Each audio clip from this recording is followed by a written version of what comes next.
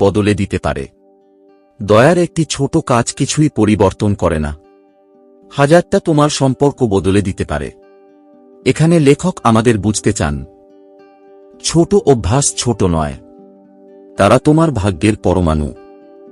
12 অভ্যাসের স্থায়িত্বের বিজ্ঞান। অবশেষে লেখক ব্যাখ্যা করেন অভ্যাস কিভাবে স্থায়ী হয়। একটি অভ্যাস স্থায়ী হয়ে ওঠে যখন এটি আপনার পরিচয়ের সাথে মিলে যায়, এটি আপনার পরিবেশ দ্বারা সমর্থিত, এটা আবেগগতভাবে ফলপ্রসূ, এবং এটি যথেষ্ট দীর্ঘ সময় ধরে পুনরাবৃত্তি হয় যাতে মস্তিষ্ক এটিকে স্বয়ংক্রিয় করে। তিনি এই মুহূর্তটিকে এভাবে বর্ণনা করেন, সেই শান্ত বিন্দু যেখানে সংগ্রাম ম্লান হয়ে যায় এবং একটি অভ্যাস আপনার চরিত্রের অংশ হয়ে ওঠে।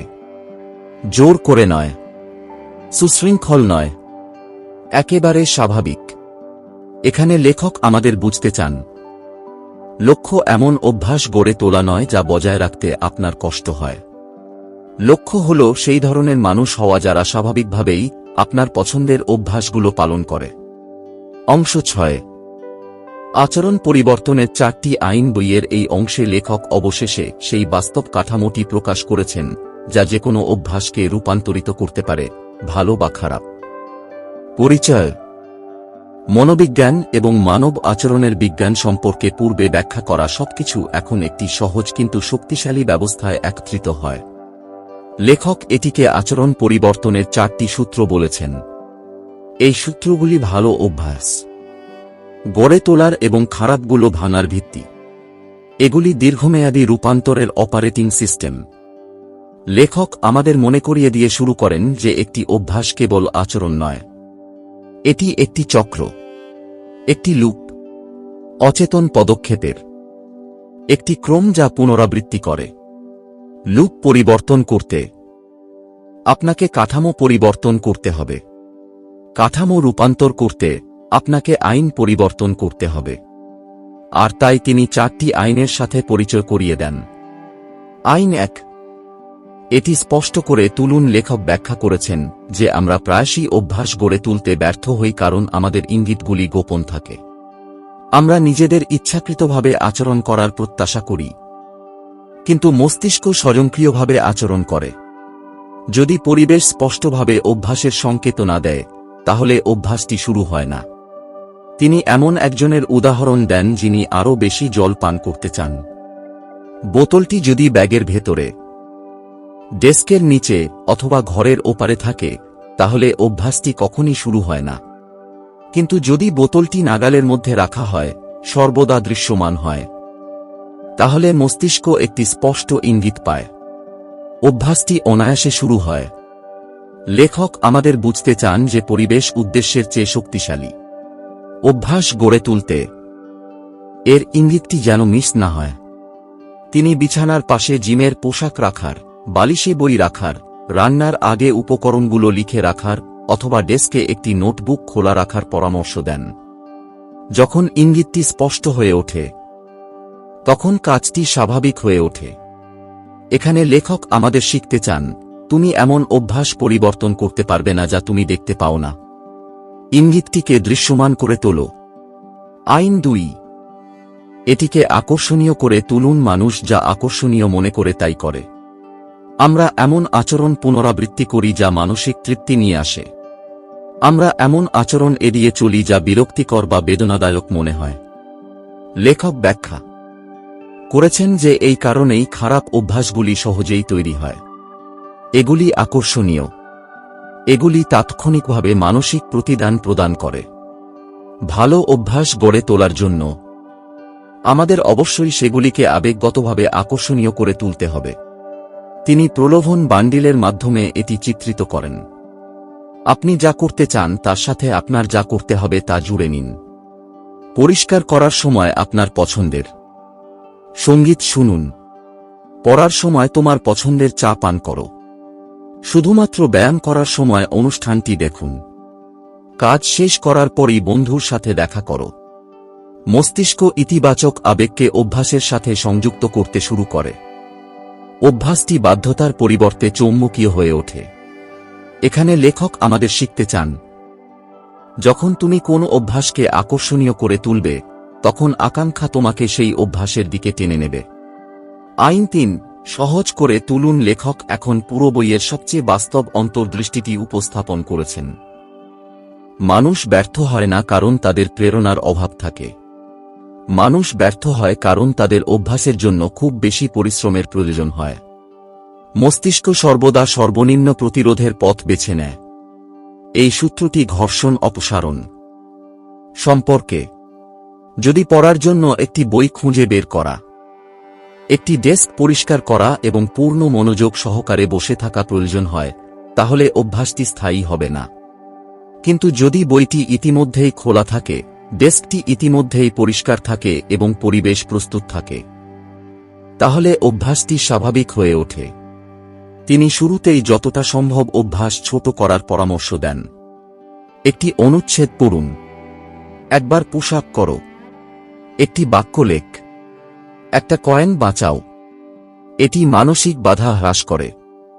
প্রতিদিন পুনরাবৃত্তি করা ছোট ছোট কাজ সময়ের সাথে সাথে ব্যাপক পরিবর্তন আনে। লেখক আমাদের বুঝতে চান যে সাফল্য সরলতার উপর নির্মিত, তীব্রতার উপর নয়। একটি অভ্যাস শুরু করা যত সহজ, তা চালিয়ে যাওয়ার সম্ভাবনা তত বেশি। এখানে তিনি আমাদের শিখতে চান, অভ্যাসগুলো শুরু করা সহজ করে তুলুন, তাহলে সেগুলো বজায় রাখা আরও সহজ হবে। আইন ৪, এটিকে সন্তোষজনক করে তুলুন। চূড়ান্ত নিয়ম হল আবেগগত নোঙর যা অভ্যাসকে জায়গায় আটকে রাখে। একটি অভ্যাস তখনই টিকে থাকে যখন মস্তিষ্ক তা সম্পাদনের পর সন্তুষ্টি লাভ করে। পুরস্কার ছাড়া মস্তিষ্ক আগ্রহ হারিয়ে ফেলে, এমনকি শক্তিশালী অভ্যাসও বিবর্ণ হয়ে যায়। লেখক ব্যাখ্যা করেছেন যে ভালো অভ্যাসের ফলে প্রায়শই বিলম্বিত ফল পাওয়া যায়। একবার পরিষ্কার খাবার খাওয়ার পর আপনি তাৎক্ষণিকভাবে সুস্থ বোধ করেন না। একবার টাকা সঞ্চয় করার পর আপনি ধনী হন না। এক পৃষ্ঠা পড়ার পর আপনি জ্ঞানী হন না। পুরস্কার বিলম্বিত হওয়ায় প্রেরণা ভেঙে পড়ে।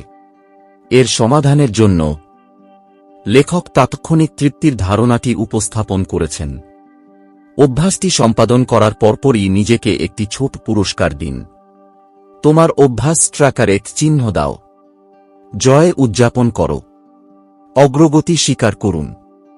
সাফল্যের ঢেউ অনুভব করুন। এই ছোট ছোট পুরস্কারগুলো মস্তিষ্ককে উত্তেজিত রাখে। অভ্যাসটি আবেগগতভাবে তৃপ্তিদায়ক হয়ে ওঠে। আনন্দ পুনরাবৃত্তিকে শক্তিশালী করে। এখানে লেখক আমাদের শিখতে চান, যদি কোনো অভ্যাস তৃপ্তিদায়ক মনে হয়, তাহলে মস্তিষ্ক তা পুনরাবৃত্তি করবে। আইনের উল্টোপাল্টা খারাপ অভ্যাস ভাঙা অভ্যাস গড়ে তোলার পদ্ধতি প্রকাশ করার পর লেখক ব্যাখ্যা করেছেন কিভাবে খারাপ অভ্যাস ভাঙতে হয়। তুমি তাদের সাথে যুদ্ধ করো না, তুমি আইন উল্টে দাও। চিহ্নটি অদৃশ্য করে দিন। কাজটিকে আকর্ষণীয় করে তুলুন। প্রক্রিয়াটিকে কঠিন করে তুলুন। ফলাফলকে অসন্তোষজনক করে তুলুন। তিনি স্ক্রিন টাইম কমানোর উদাহরণ ব্যবহার করেন। হোম স্ক্রিন থেকে সোশ্যাল মিডিয়া অ্যাপগুলি সরিয়ে ফেলুন। চাক্ষুষ আকর্ষণ দূর করতে ফোনটি গ্রেস্কেল করুন। কাজ করার সময় ফোনটি অন্য ঘরে রাখুন। অন্য ব্যক্তির সাথে জবাবদিহিতা তৈরি করুন। 4টি আইনি বিপরীত হওয়ায় অভ্যাসটি ভেঙে যায়। এখানে লেখক আমাদের শিখতে চান, একটি খারাপ অভ্যাস ধ্বংস করতে সেই কাঠামোটি উল্টে দিন যা এটিকে একসাথে ধরে রাখে। 6ষ্ঠ পর্বের গভীর বার্তা। এই অংশের শেষে লেখক একটি সহজ অন্তর্দৃষ্টি দিয়েছেন যা বইটির সমগ্র দর্শনকে ধারণ করে। অভ্যাস আপনার আজকের অবস্থানের উপর নির্ভর করে না। অভ্যাস হল আগামীকাল তুমি কে হয়ে উঠছ তার উপর নির্ভর করে। আর 4টি আইন হল সেই হাতিয়ার যা আপনাকে সেই ব্যক্তি হতে সাহায্য করবে। এটা স্পষ্ট করে বলুন। এটিকে আকর্ষণীয় করে তুলুন। সহজ করে দাও। এটিকে সন্তোষজনক করে তুলুন।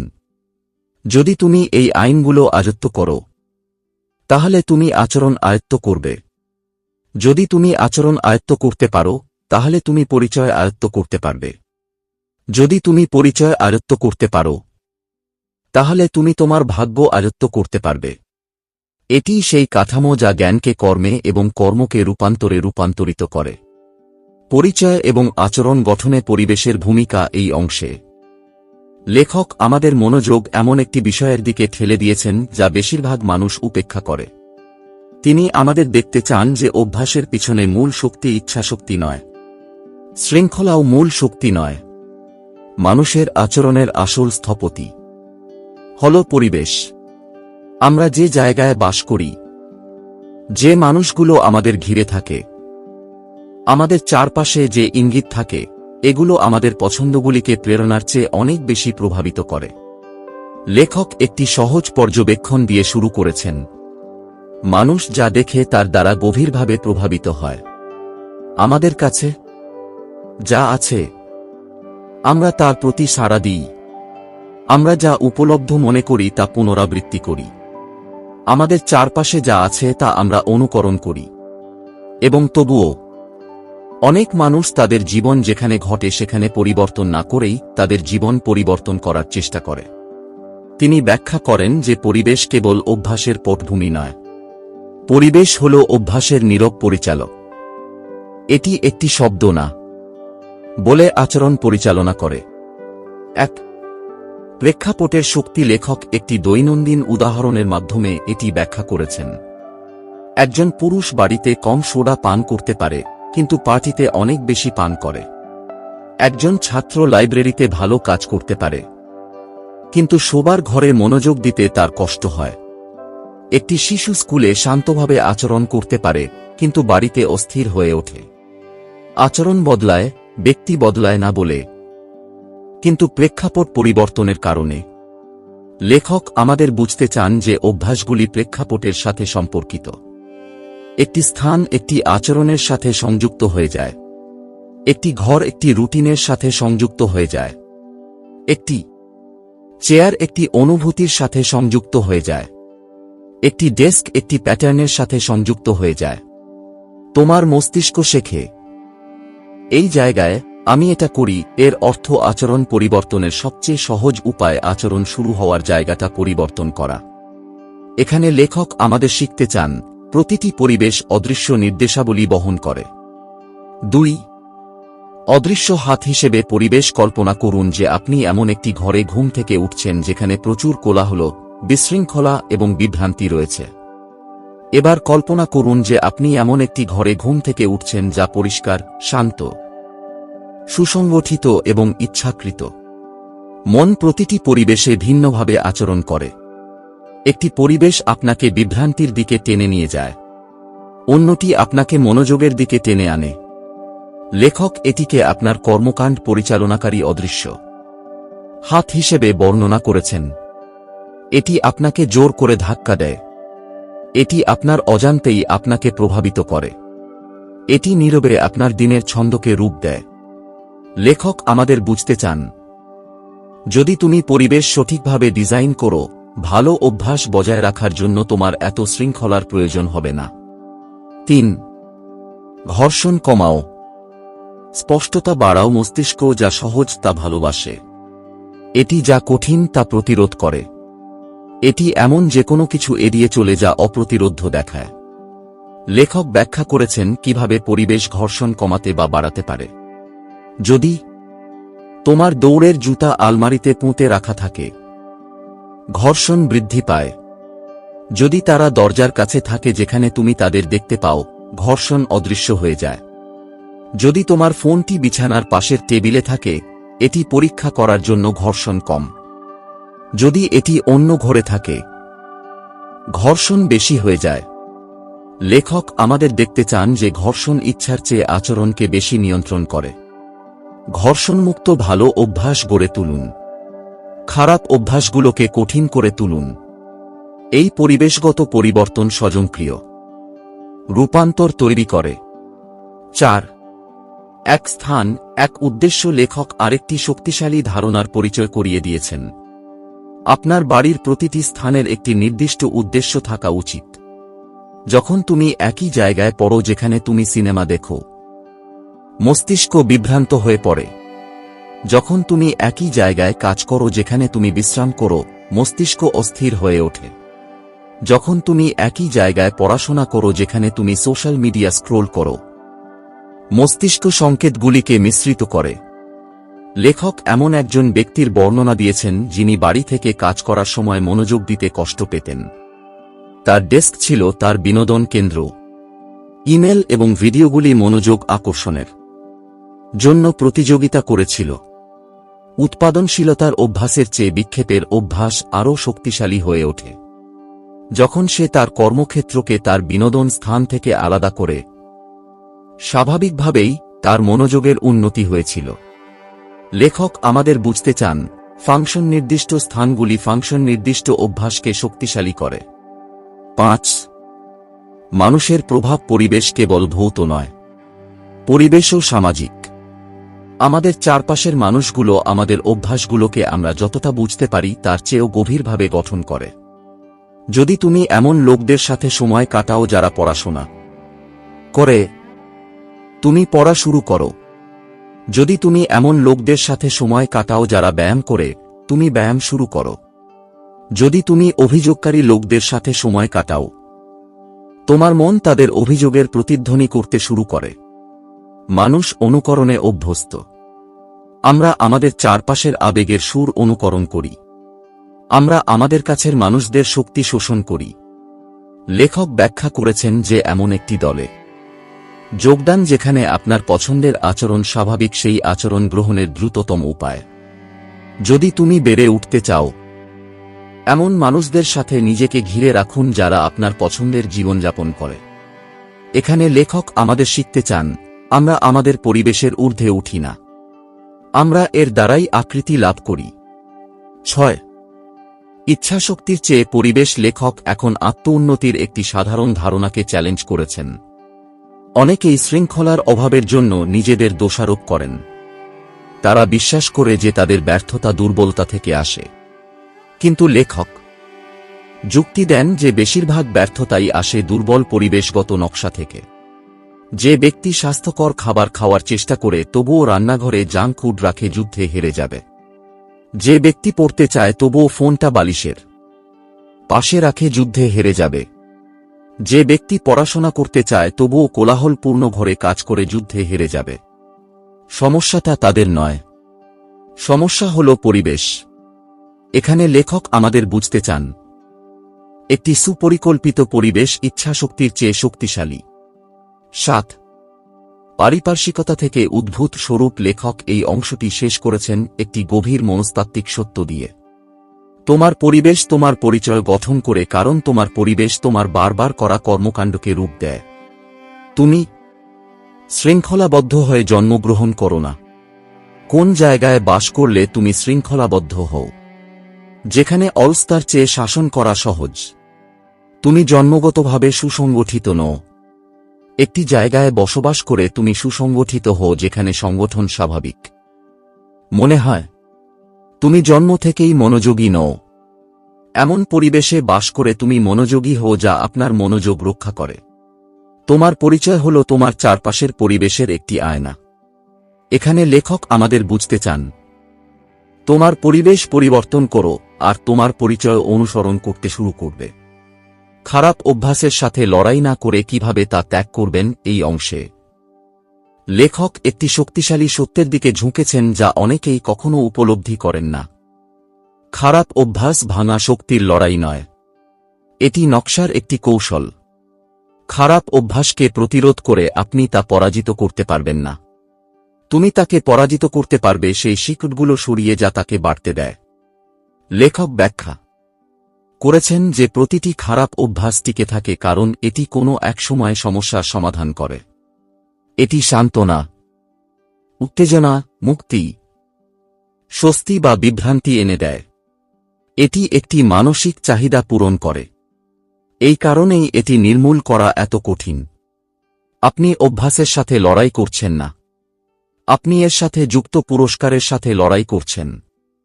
তাই লড়াই করার পরিবর্তে লেখক আমাদের দেখান কিভাবে শান্ত এবং বুদ্ধিমান উপায়ে খারাপ অভ্যাসগুলি দূর করা যায়।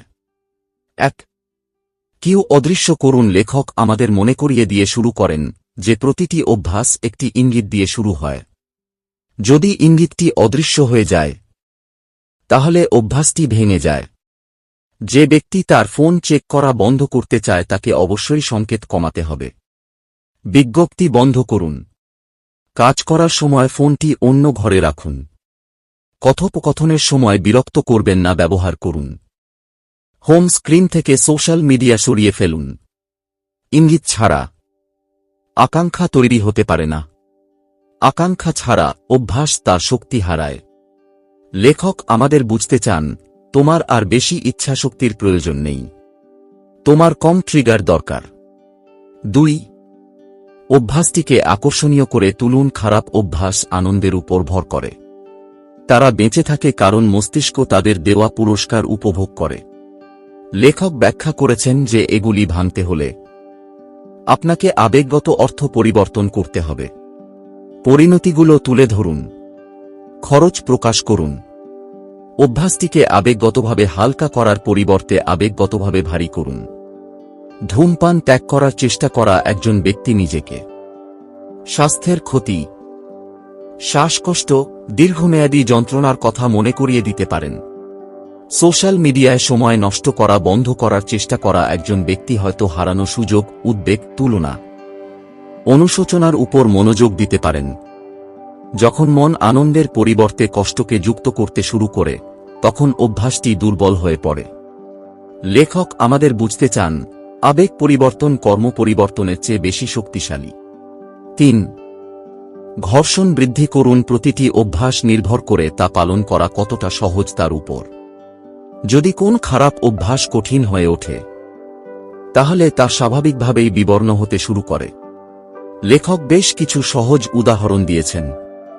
যদি তুমি কম টিভি দেখতে চাও, ব্যবহারের পরে ডিভাইসটি প্লাগ করুন। রিমোটটা অন্য ঘরে রাখো। আপনার অ্যাপগুলি থেকে লগ আউট করুন। প্রবেশাধিকার অসুবিধাজনক করে তুলুন।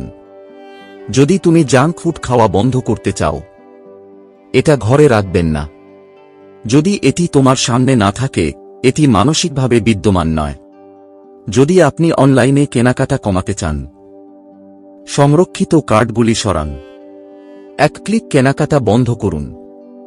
ঘর্ষণ ভরবেগ ভেঙে দেয়। এখানে লেখক আমাদের শিখতে চান, যখন পথ কঠিন হয়ে যায় তখন অভ্যাসটি মরতে শুরু করে। 4. পুরস্কারকে অসন্তুষ্ট করুন। প্রতিটি খারাপ অভ্যাস তাৎক্ষণিক আনন্দ দেয়, কিন্তু দীর্ঘমেয়াদী খরচ লুকিয়ে আছে। লেখক বর্তমান মুহূর্তের মধ্যে খরচ আনার পরামর্শ দিয়েছেন। যে ব্যক্তি চিনিযুক্ত পানীয় পান করা বন্ধ করতে চান, বন্ধু যদি ভুল করে তাহলে তার সাথে আর্থিক জরিমানাও লাগতে পারে।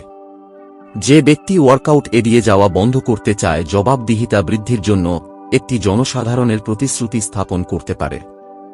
যে ব্যক্তি দেরি রাতে স্ক্রোলিং কমাতে চান, পাসওয়ার্ড সীমাবদ্ধতা সহ স্ক্রিন টাইম সীমা নির্ধারণ করতে পারে। খারাপ অভ্যাসটিকে তাৎক্ষণিকভাবে যন্ত্রণাদায়ক করে পুরস্কার অদৃশ্য হয়ে যায়, এবং পুরস্কার ছাড়াই মস্তিষ্ক আচরণের পুনরাবৃত্তি বন্ধ করে দেয়। এখানে লেখক আমাদের শিখতে চান, খারাপ অভ্যাস টিকে থাকে কারণ সেগুলো সন্তোষজনক। তৃপ্তি দূর করে দাও, আর অভ্যাস শক্তি হারিয়ে ফেলবে। 5. খারাপ অভ্যাস ভাঙার ক্ষেত্রে পরিচয়ের ভূমিকা। লেখক আমাদের পরিচয় ফিরিয়ে আনেন, সকল আচরণের মূল। একটি খারাপ অভ্যাস ততক্ষণ টিকে থাকে যতক্ষণ না আপনার পরিচয়ের একটি অংশ এটিকে রক্ষা করে। একজন ব্যক্তি যিনি বলেন, আমি এমন একজন যার মানসিক চাপ কমানোর জন্য সান্ত্বনার প্রয়োজন, আবেগগতভাবে খাওয়া চালিয়ে যাবে। একজন ব্যক্তি যিনি বলেন, আমি এমন একজন যে মনোযোগ দিতে পারি না, বিভ্রান্তিতে পড়তে থাকবে। একজন ব্যক্তি যিনি বলেন, আমি আমার ফোনের প্রতি আসক্ত, এর জন্য প্রচেষ্টা অব্যাহত রাখবে। কিন্তু পরিচয় পুনর্লিখন করা যেতে পারে। লেখক এমন একজন মহিলার বর্ণনা দিয়েছেন যিনি বছরের পর বছর ধরে নখ কামড়ানো বন্ধ করার চেষ্টা করছিলেন। সে শাস্তি, অনুস্মারক, হাতমোজা এবং জবাবদিহিতা চেষ্টা করেছিল, কিন্তু কিছুই সাহায্য করেনি যতক্ষণ না সে তার পরিচয় পরিবর্তন করে। সে নিজেকে বলল, আমি এমন একজন ব্যক্তি যে আমার হাতের যত্ন নেয়। এটি ছিল একটি ছোট পরিবর্তন, কিন্তু এতে অপরাধবোধের পরিবর্তে গর্ব তৈরি হয়েছিল। লজ্জার পরিবর্তে যত্ন নিন। পরিচয় আবেগের গল্প বদলে দিয়েছে। অভ্যাসটি স্বাভাবিকভাবেই চলে গেল। লেখক আমাদের বুঝতে চান, তুমি একটা খারাপ অভ্যাসকে বড় করে ভাঙো, লড়াই করে নয়। 6. অভ্যাসটি দূর করার পরিবর্তে তা প্রতিস্থাপন করুন। মানুষ শূন্যস্থানে বাস করতে পারে না। অভ্যাস দূর করলে একটা শূন্য স্থান তৈরি হয়। মস্তিষ্ক সেই স্থান পূরণ করার জন্য কিছু একটা দাবি করে। লেখক ব্যাখ্যা করেছেন যে একটি অভ্যাস ভাঙতে তোমাকে এটা প্রতিস্থাপন করতে হবে। স্ট্রেস খাওয়ার পরিবর্তে হাঁটাহাঁটি করুন। স্ক্রোলিংয়ের পরিবর্তে পড়ুন। ধূমপানের বিরতির পরিবর্তে শ্বাস-প্রশ্বাসের বিরতি নিন। ছোট সহজ কাজ দিয়ে কাজ শেষ করুন। প্রতিস্থাপনটি অবশ্যই পুরানো অভ্যাসের মানসিক কার্যকারিতার সাথে মেলে।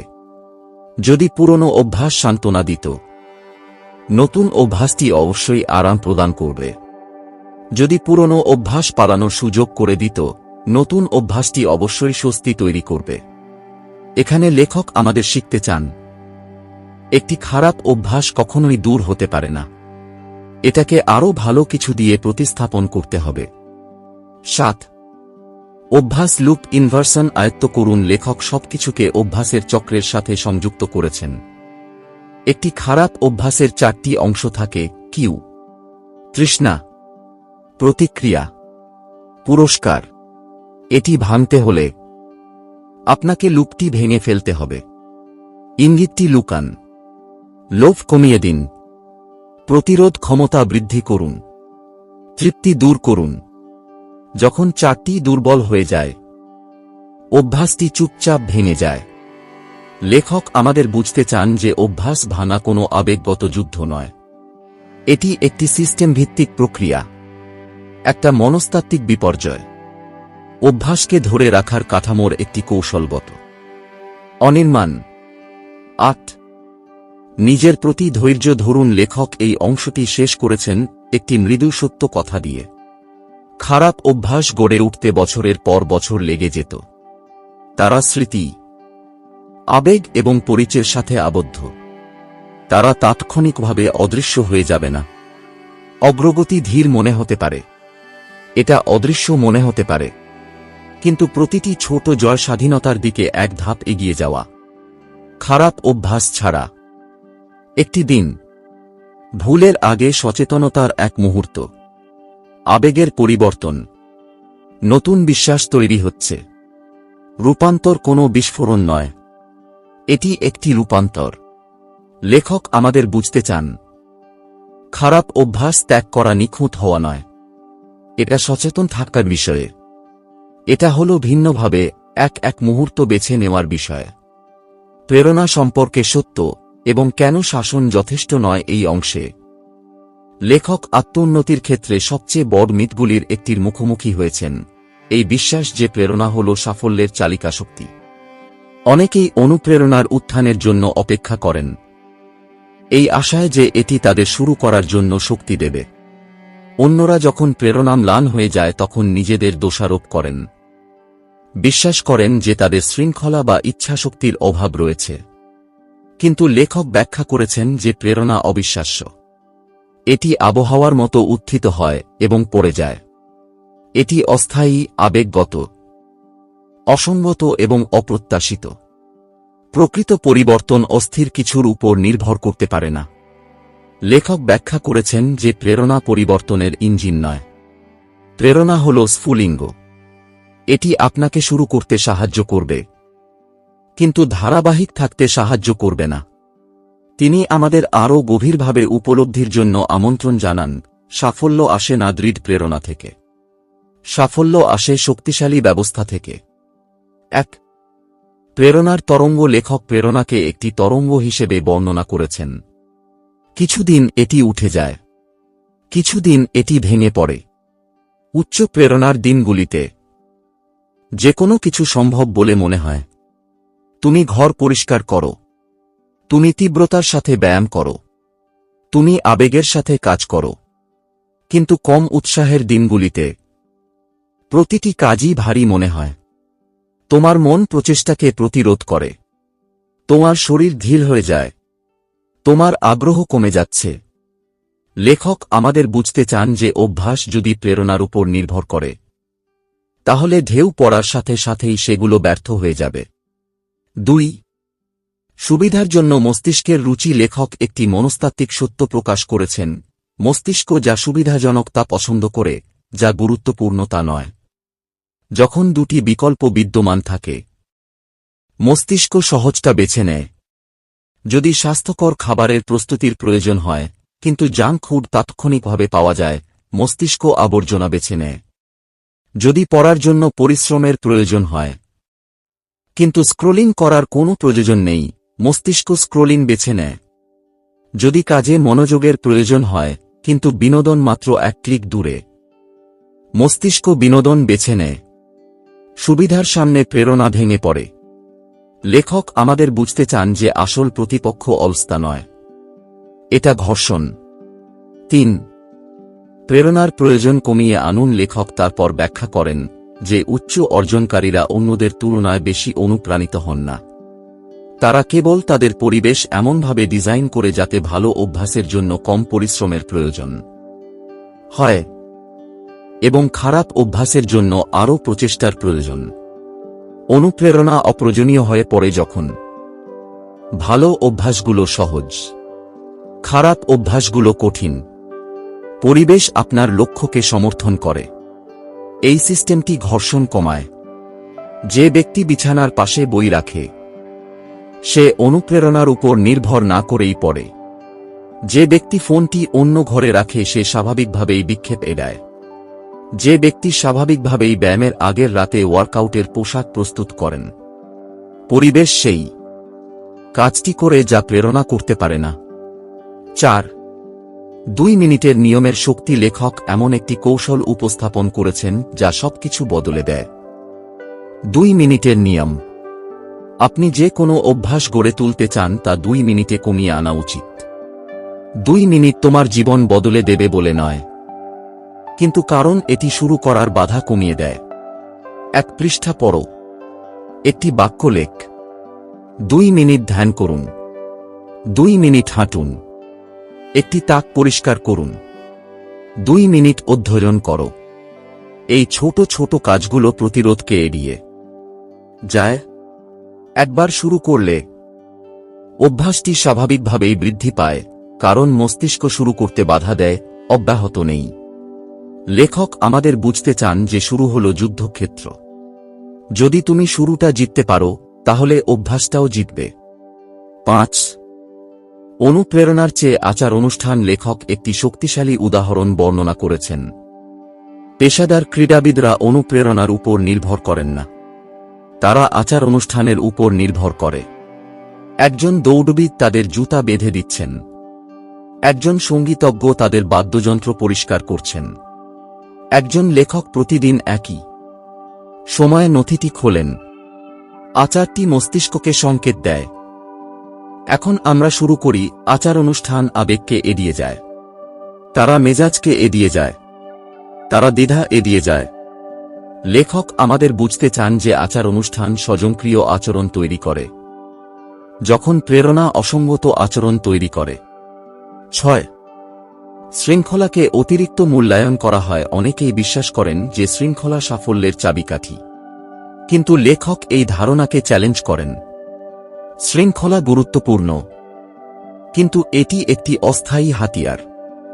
শৃঙ্খলা তোমাকে কঠিন মুহূর্তগুলো কাটিয়ে উঠতে সাহায্য করে। সিস্টেমগুলি আপনাকে কঠিন মুহূর্তগুলি এড়াতে সাহায্য করে। একজন সুশৃঙ্খল ব্যক্তি এমন কেউ নয় যে প্রলোভন প্রতিরোধ করে, কিন্তু যে এটা এড়িয়ে যায়। একজন সুশৃঙ্খল ব্যক্তি এমন কেউ নয় যে নিজেকে কাজ করতে বাধ্য করে, কিন্তু এমন কেউ যিনি এমন একটি জায়গা ডিজাইন করেন যেখানে কাজ করা সহজ। লেখক আমাদের বুঝতে চান যে বিশুদ্ধ শৃঙ্খলা ভঙ্গুর চাপ, ক্লান্তি এবং আবেগের কারণে এটি ভেঙে যায়। সিস্টেমগুলি আরও শক্তিশালী, পরিবেশ আরও শক্তিশালী, পরিচয় আরও শক্তিশালী। 7. শক্তিচক্রের ভূমিকা লেখক ব্যাখ্যা করেছেন যে প্রেরণা শক্তিচক্রের সাথে জড়িত। দিনের প্রতি ঘণ্টায় সমান পারফরম্যান্স আশা করা যায় না। কিছু ঘণ্টা অত্যন্ত প্রাণবন্ত থাকে, কিছু ঘণ্টা কম শক্তির হয়। অসঙ্গতির জন্য নিজেকে বিচার করার পরিবর্তে তোমার স্বাভাবিক ছন্দ বুঝতে পারো। উচ্চ শক্তির সময়কালে গুরুত্বপূর্ণ অভ্যাসগুলি নিয়ে কাজ করুন। সহজ কাজের জন্য কম শক্তির মুহূর্তগুলি সংরক্ষণ করুন। শক্তি বৃদ্ধি পেলে প্রেরণা বৃদ্ধি পায়। শক্তি ম্লান হয়ে গেলে প্রেরণা ম্লান হয়ে যায়। লেখক আমাদের বুঝতে চান, তোমার আর কোনো প্রেরণার প্রয়োজন নেই, তোমার আত্মসচেতনতা প্রয়োজন। 8 আবেগ এবং গতি অগ্রগতি দৃশ্যমান হলে প্রেরণা বৃদ্ধি পায়।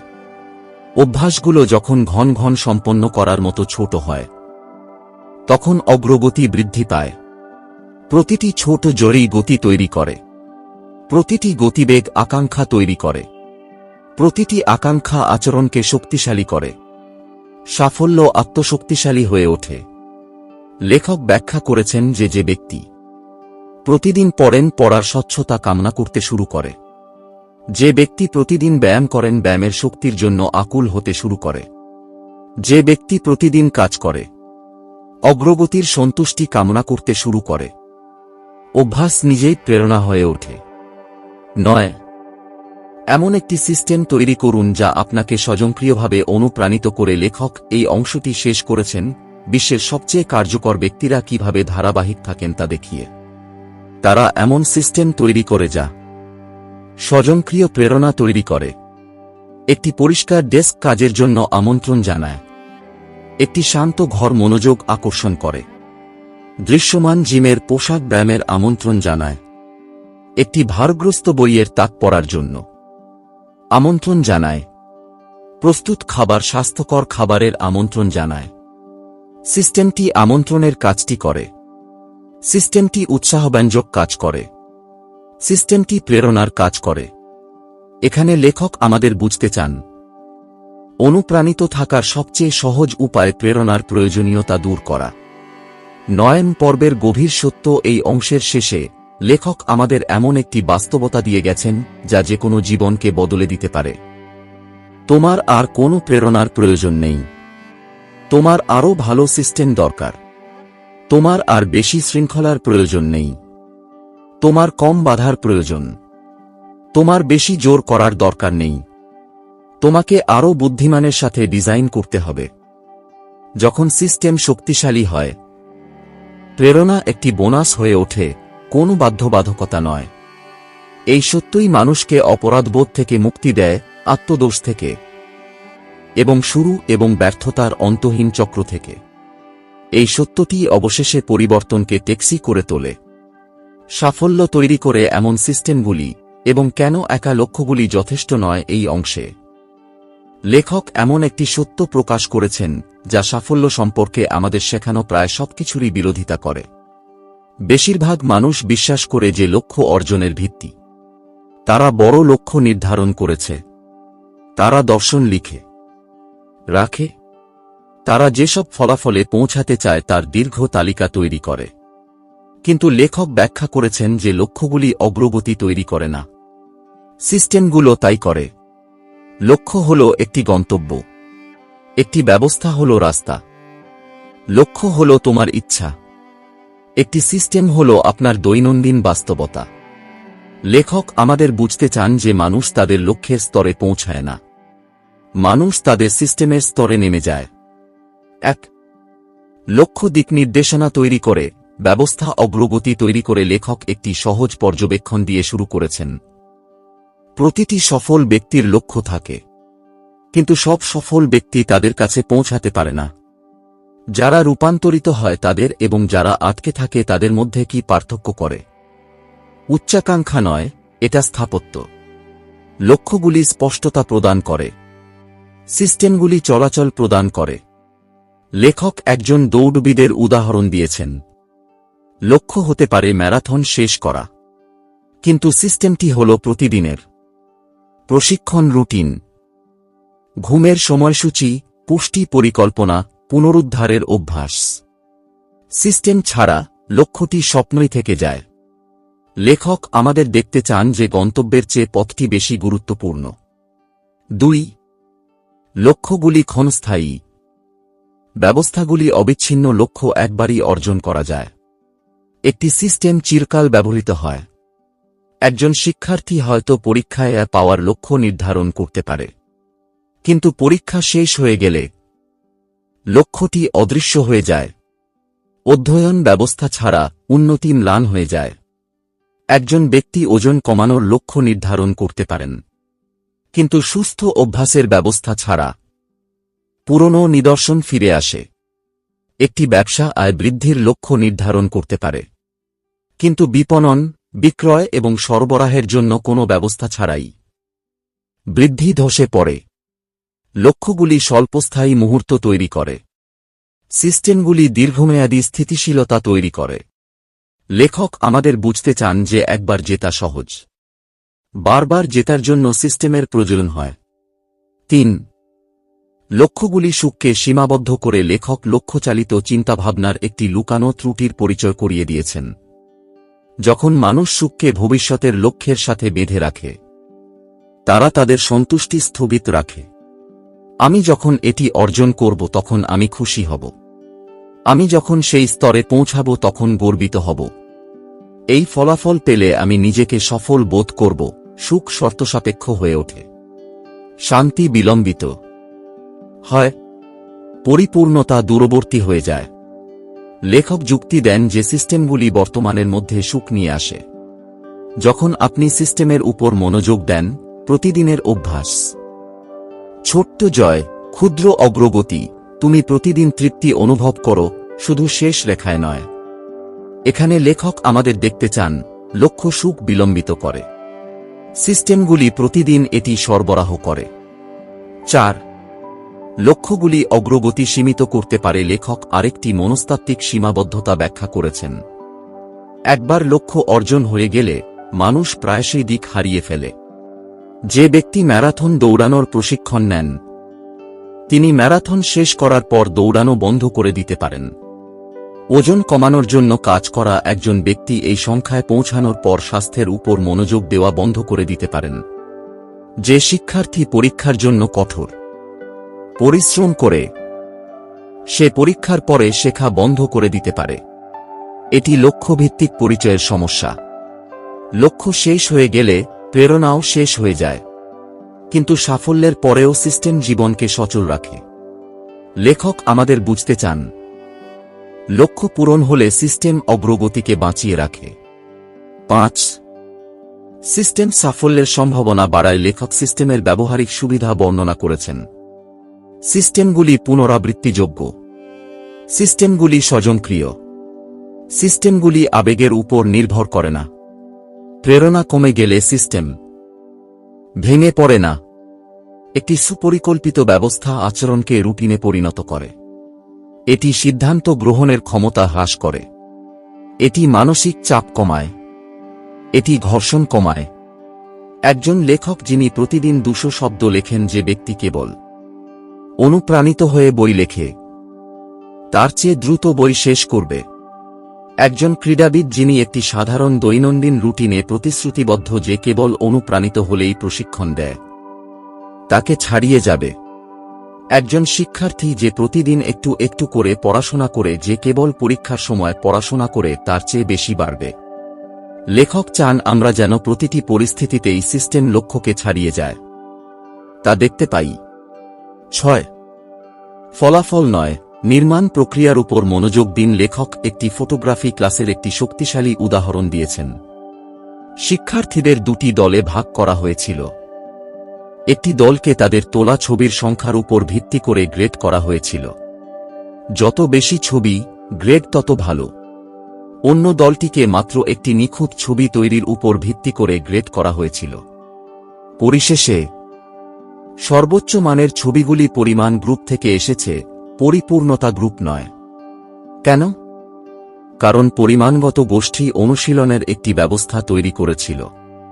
তারা আরও পরীক্ষা নিরীক্ষা করেছে, তারা দ্রুত শিখেছে, তারা স্বাভাবিকভাবেই উন্নতি করেছে।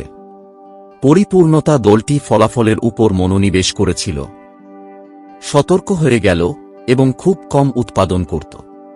লেখক আমাদের বুঝতে চান যে প্রভুত্ব আসে প্রক্রিয়া থেকে, পরিপূর্ণতা নয়। 7. আপনার গ্রহণ করা দৈনিক মান আপনার ভবিষ্যৎ হয়ে ওঠে। লেখক ব্যাখ্যা করেছেন যে প্রতিটি ব্যবস্থাই আপনি প্রতিদিন যা গ্রহণ করেন তা দিয়ে তৈরি।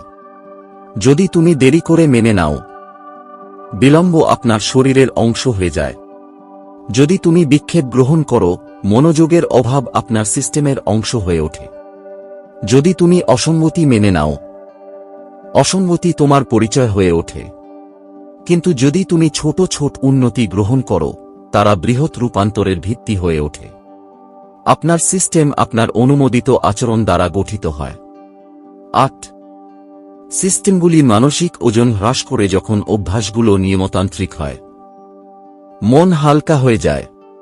তুমি আর কি করবে তা সিদ্ধান্ত নিয়ে শক্তি নষ্ট করবে না। তুমি আর অভ্যন্তরীণ লড়াই করো না। তুমি আর তোমার দিক নির্দেশনা নিয়ে প্রশ্ন করো না। সিস্টেমটি পথপ্রদর্শক হয়ে ওঠে। তুমি কেবল এটি অনুসরণ করো।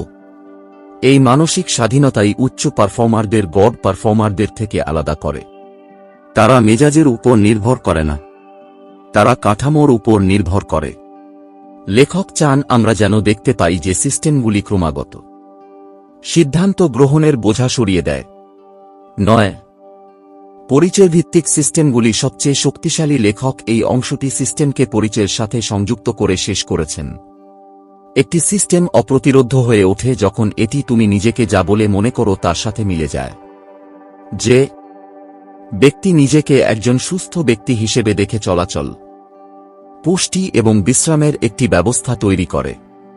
যে ব্যক্তি নিজেকে একজন শিক্ষার্থী হিসেবে দেখে পাঠ, পর্যবেক্ষণ এবং প্রতিফলনের একটি ব্যবস্থা তৈরি করে। যে ব্যক্তি নিজেকে সুশৃঙ্খল মনে করে এমন একটি ব্যবস্থা তৈরি করে যেখানে ভালো অভ্যাস স্বাভাবিক। পরিচয় সিস্টেমকে ইন্ধন যোগায়। এই ব্যবস্থা পরিচয়কে শক্তিশালী করে। একসাথে তারা অপ্রতিরোধ্য অগ্রগতি তৈরি করে। 10 পর্বের গভীর বার্তা। এই অংশটি এমন একটি সত্য প্রকাশ করে যা যেকোনো জীবনকে নতুন রূপ দিতে পারে। লক্ষ্য তোমাকে দিকনির্দেশনা দেয়, সিস্টেম আপনাকে রূপান্তর দেয়। লক্ষ্যগুলি আপনাকে স্পষ্টতা দেয়, সিস্টেম আপনাকে ধারাবাহিকতা দেয়। লক্ষ্যগুলি আপনাকে একবার অনুপ্রাণিত করতে পারে, সিস্টেম আপনাকে চিরতরে নাড়া দিতে পারে। লেখক আমাদের বুঝতে চান যে যদি আপনি সঠিক ব্যবস্থা তৈরি করেন, তুমি আর সাফল্যের পিছনে ছুটবে না, সাফল্য তোমাকে অনুসরণ করতে শুরু করে। ট্র্যাকিং, জবাবদিহিতা এবং অভ্যাস চুক্তি। আগের অংশগুলিতে আমরা অন্বেষণ করেছি কিভাবে অভ্যাস তৈরি হয়, কিভাবে পরিচয় তাদের চালিত করে, কিভাবে পরিবেশ তাদের গঠন করে, কিভাবে সিস্টেমগুলি তাদের সমর্থন করে এবং কিভাবে প্রেরণা প্রায়শই আমাদের বিভ্রান্ত করে। এখন লেখক আমাদের আরও এগিয়ে নিয়ে যান অভ্যাসগুলিকে জীবিত এবং ক্রমবর্ধমান রাখার সরঞ্জামগুলিতে। তিনি চান যে আমরা বুঝতে পারি যে ধারাবাহিকতা বজায় রাখা কেবল ব্যক্তিগত শক্তির বিষয় নয়, এটি পরিমাপ, প্রতিফলন এবং সামাজিক সহায়তার বিষয়। বইয়ের এই অংশটি 3টি শান্ত অথচ শক্তিশালী কৌশলের মাধ্যমে অভ্যাস কিভাবে বজায় রাখা যায় সে সম্পর্কে, ট্র্যাকিং, জবাবদিহিতা এবং চুক্তি। এই কৌশলগুলি স্পষ্টতা, গতি এবং প্রতিশ্রুতি তৈরি করে।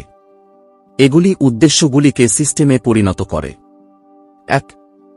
স্কোর রাখার ক্ষমতা। কল্পনা করুন একটি স্পোর্টস স্টেডিয়ামে একটি স্কোর বোর্ড। দর্শকরা স্কোর জানে, খেলোয়াড়রা স্কোর জানে। খেলাটি স্পষ্ট, প্রতিটি কাজের প্রেক্ষাপট থাকে এবং সবাই বুঝতে পারে কি ঝুঁকিতে রয়েছে। তোমার অভ্যাসেরও একটা স্কোরবোর্ড দরকার। লেখক ব্যাখ্যা করেছেন যে যা পরিমাপ করা হয় তা উন্নত হয়। যখন আপনি কোনো আচরণ ট্র্যাক করেন তখন আপনি এটিকে গুরুত্ব দেন। সংখ্যা এবং চিহ্ন মিথ্যা বলে না। এগুলি আপনাকে দেখায় যে আপনি এগিয়ে যাচ্ছেন, স্থির রয়েছেন, নাকি পিছিয়ে যাচ্ছেন। এগুলি অগ্রগতি দৃশ্যমান করে তোলে। তিনি বর্ণনা করেছেন যে কিভাবে ছোট ছোট অভ্যাসগুলিও ট্র্যাক করলে শক্তিশালী হয়ে ওঠে। একজন লেখক লেখা প্রতিটি পৃষ্ঠার জন্য একটি পেপার ক্লিপ এক জারে থেকে অন্য জারে স্থানান্তর করেন।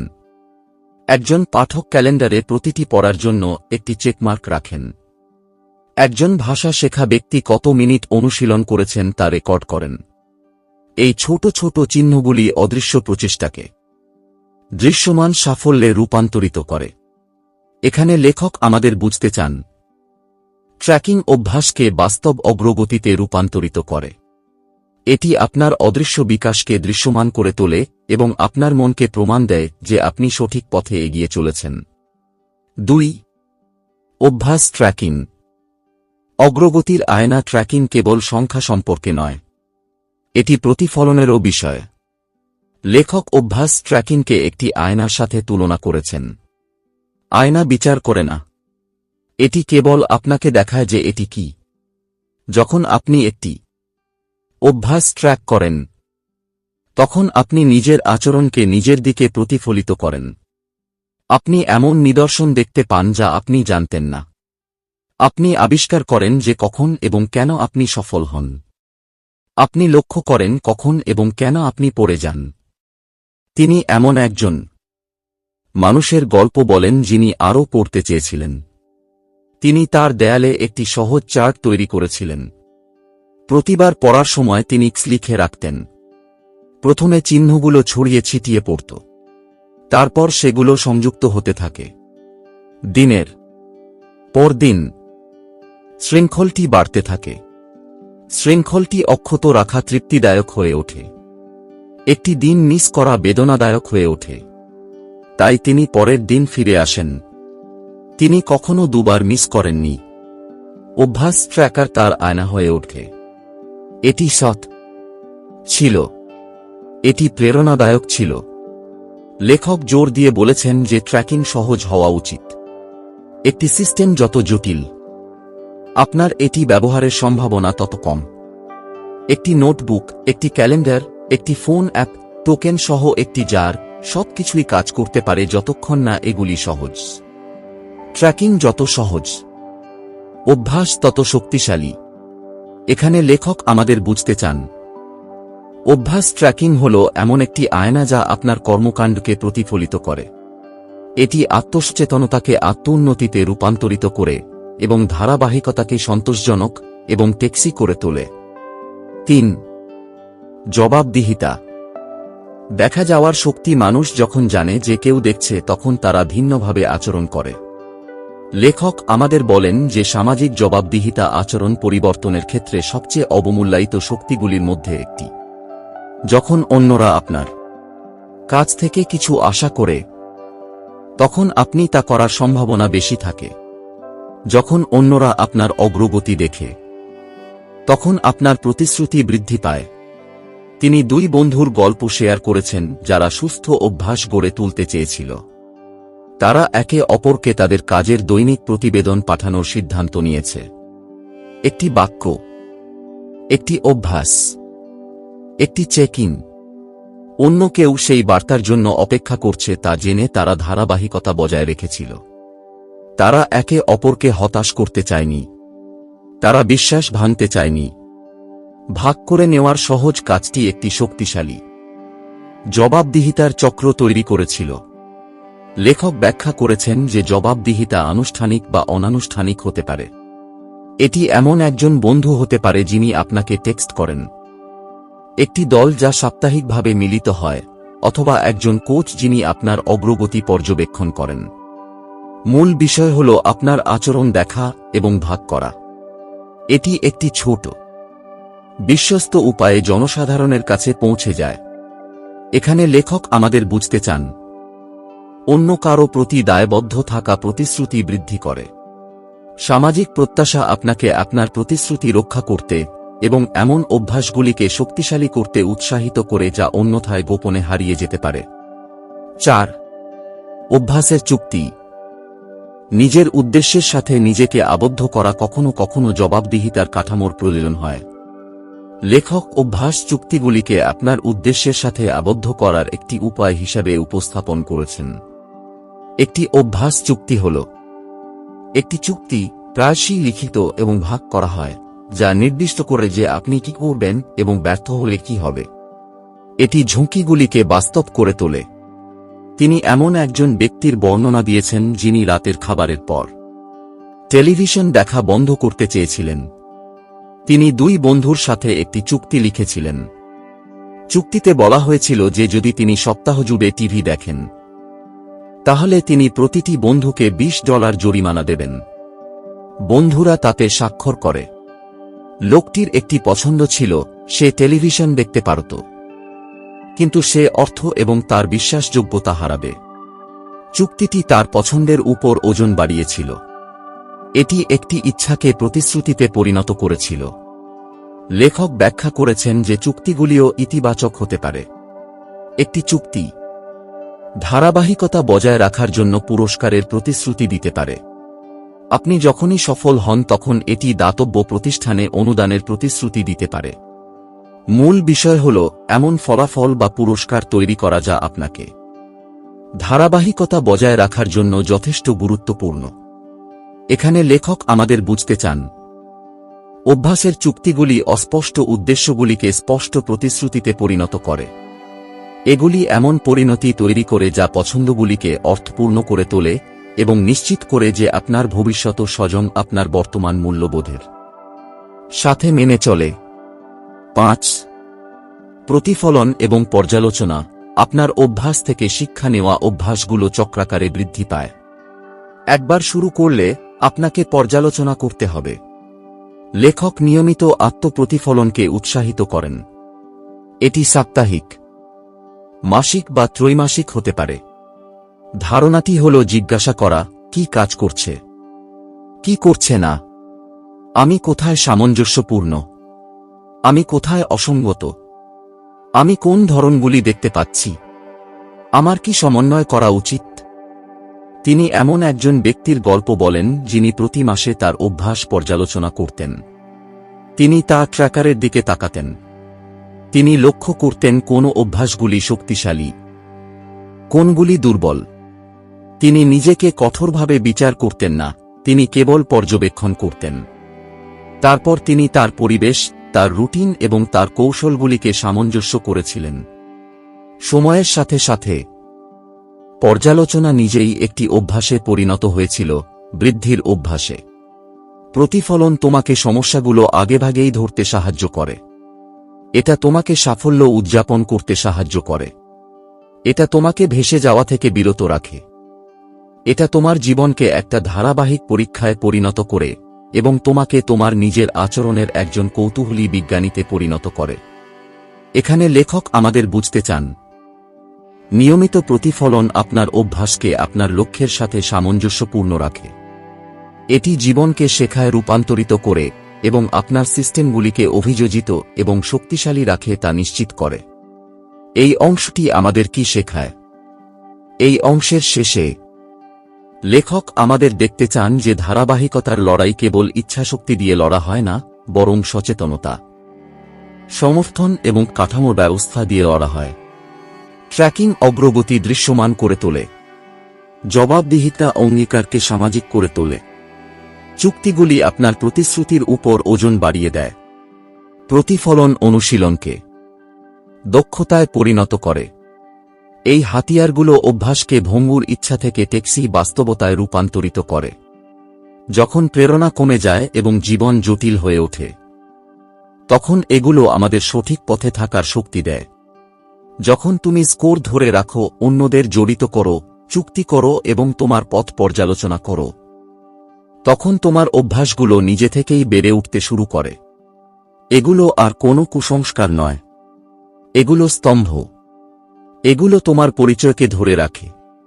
এগুলো তোমার ভবিষ্যৎ গড়ে তোলে। জীবনকাল স্থায়ী ভালো অভ্যাস কিভাবে গড়ে তোলা যায়। Audio ready cinematic clean version. আমরা শিখেছি কিভাবে অভ্যাস তৈরি হয়, কিভাবে পরিচয় তাদের গঠন করে, কিভাবে পরিবেশ তাদের সমর্থন করে, কিভাবে সিস্টেম তাদের টিকিয়ে রাখে এবং কিভাবে ট্র্যাকিং এবং জবাবদিহিতা তাদের বাঁচিয়ে রাখে। এখন লেখক সেই প্রশ্নটির দিকে ঝুঁকছেন যা সত্যিই গুরুত্বপূর্ণ, আমরা কিভাবে এমন অভ্যাস গড়ে তুলব যা সারা জীবন স্থায়ী হয়। আমরা কিভাবে নিশ্চিত করব যে আমরা আজ যে আচরণগুলি গড়ে তুলি তা আগামী বছরগুলিতেও শক্তিশালী থাকবে? বইয়ের এই অংশটি এমন অভ্যাস গড়ে তোলার বিষয়ে যা টিকে থাকে। এটি এমন রুটিন তৈরি করার বিষয়ে যা চাপের মুখে ভেঙে পড়ার পরিবর্তে আপনার সাথে বেড়ে ওঠে। এটি এমন একটি জীবন পরিকল্পনা করার বিষয়ে যেখানে ভালো অভ্যাসগুলি কেবল লক্ষ্য নয় বরং আপনার বর্তমান এবং চিরকালের অংশ। 1. ছোট থেকে শুরু করুন, ধীরে ধীরে বাড়ুন, সত্যবাদী থাকুন। লেখক আমাদের এমন একটি সত্যের কথা মনে করিয়ে দিয়েছেন যা আমরা প্রায়শই ভুলে যাই। স্থায়ী অভ্যাসগুলি ছোট থেকেই শুরু হয়। আপনি বন রোপণ করেন না, আপনি একটি বীজ রোপণ করেন। আপনি একটি পাহাড় তৈরি করেন না, আপনি একবারে একটি পাথর স্থাপন করেন। মনকে অভ্যাসটিকে বৃদ্ধি পেয়ে দেওয়ার আগে বিশ্বাস করতে হবে। তিনি এমন একজন ব্যক্তির বর্ণনা দিয়েছেন যিনি প্রতিদিন ধ্যান করতে চেয়েছিলেন 30 মিনিটের লক্ষ্য রাখার পরিবর্তে তিনি 1 মিনিট দিয়ে শুরু করেছিলেন। প্রথমে এটি গুরুত্বপূর্ণ বলে মনে হয়েছিল, কিন্তু 1 মিনিট 2 হয়ে গেল, 2 থেকে 5, 5 থেকে 10 হয়ে গেল। কয়েক মাসের মধ্যে অভ্যাসটি স্বাভাবিকভাবেই প্রসারিত হয়েছিল কারণ এটি ধীরে ধীরে শুরু হয়েছিল। এটি মস্তিষ্কের স্বাচ্ছন্দ্যের চাহিদাকে সম্মান করেছিল। লেখক জোর দিয়ে বলেছেন যে অভ্যাসকে তার নিজস্ব গতিতে বিকশিত হতে দেওয়া উচিত। আপনি কোনো অভ্যাসকে আপনার সামলানোর চেয়ে দ্রুত পরিপক্ক হতে বাধ্য করতে পারবেন না। যদি আপনি খুব তাড়াতাড়ি খুব বেশি চাপ দেন, তাহলে প্রতিরোধ দেখা দেয়।